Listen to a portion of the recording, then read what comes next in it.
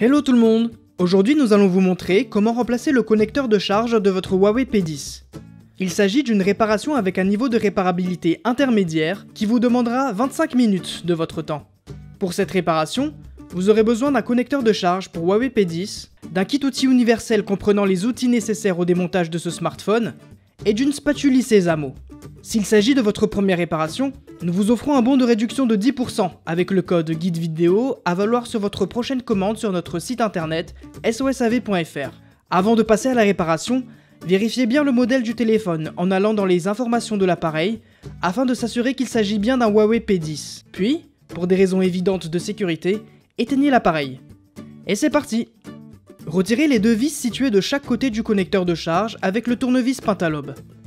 Puis, très important, enlevez le tiroir SIM.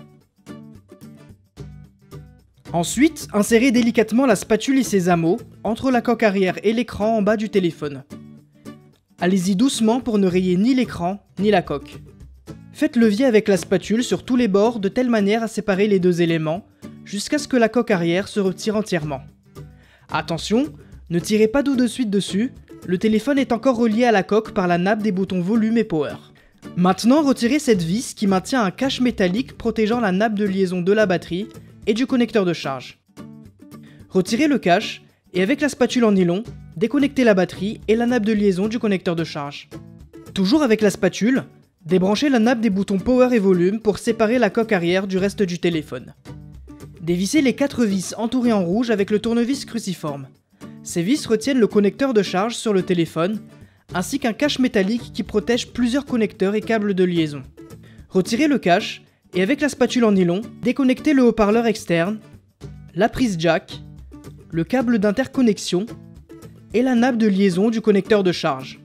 Dégagez le câble d'interconnexion qui pourrait gêner le retrait du connecteur de charge.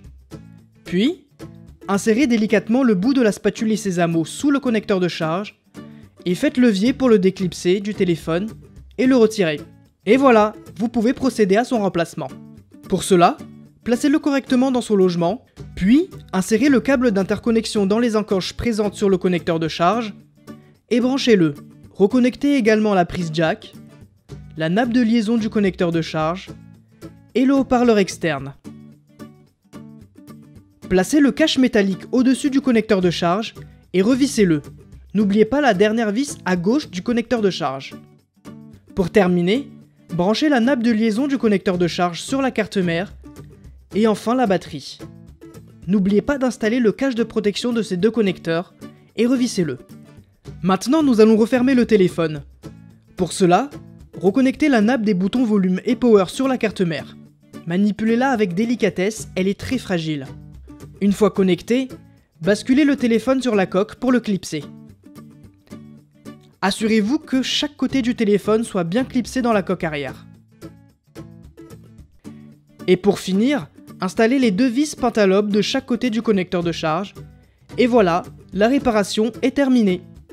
Et pour rappel, pour cette réparation, vous aurez besoin d'un connecteur de charge pour Huawei P10, d'un kit outil universel comprenant les outils nécessaires au démontage de ce smartphone, et d'une spatule Sésamo.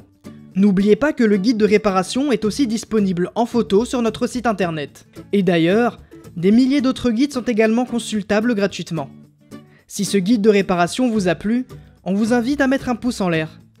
Et n'hésitez pas à vous abonner à la chaîne YouTube de SOSAV pour plus de guides de réparation. Si vous avez des questions, laissez un commentaire ou contactez-nous par mail, chat ou sur les réseaux sociaux.